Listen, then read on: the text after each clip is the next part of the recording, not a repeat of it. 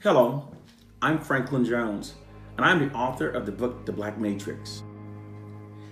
Through repetitive media programming, the minds of millions of Black people are being systematically manipulated to think in ways that protects and serves the interests of white societies.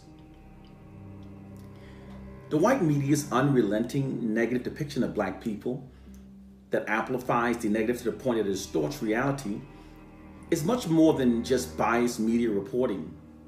It's actually a divide and conquer psychological warfare system. Throughout Western histories, oppressors have often deployed divide and conquer tactics against the oppressed because creating self-loathing and division amongst the oppressed makes them easier to control. This nefarious practice was never abandoned. This modern system is deployed like a massive media marketing campaign that constantly subjects Black people to seeing only the fraudulent worst within themselves.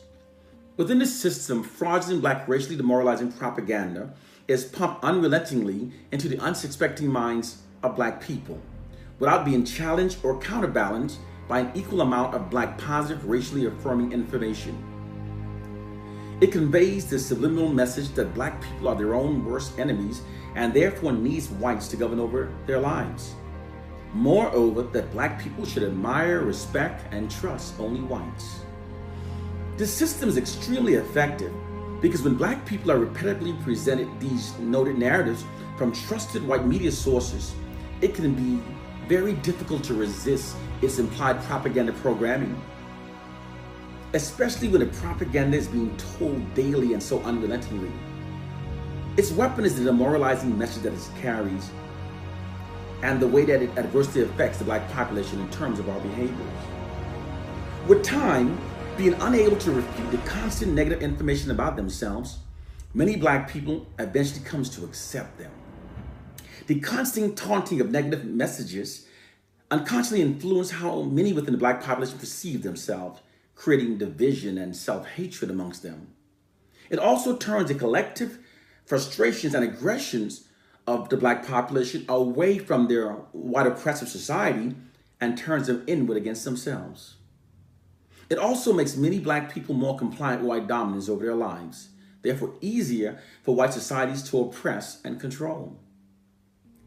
The basis of this concept of warfare works by affecting the subconscious minds of the Black population through demoralizing propaganda.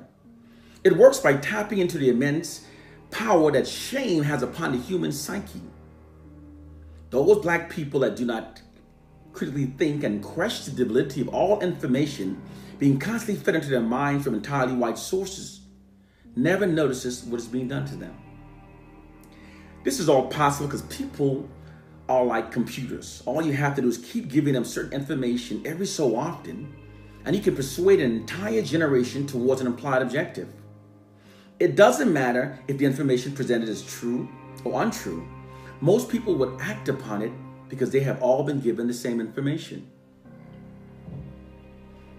It doesn't matter if the information presented is untrue.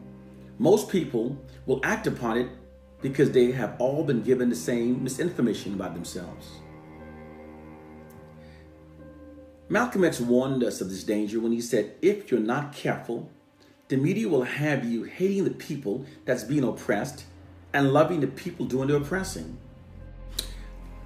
This psychological warfare system provides the white elites with a proficient method of control over Black populations, given that it isn't easily recognized nor comprehended by most of its Black victims.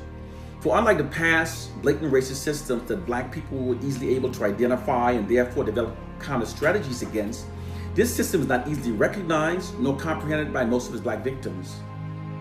This psychological warfare program works so well, in fact, that it not only makes Black people more compliant with white dominance over their lives, it in fact, in many cases, makes Black people prefer it. It is at the root of both the profound division and self-hatred now affecting many Black people, and is at the heart of the internalized feelings of superiority that many white people possess. The oppressed will always believe the fraudulent worst about themselves. I'm Franklin Jones, the author of The Black Matrix, and thank you very much for listening. God bless.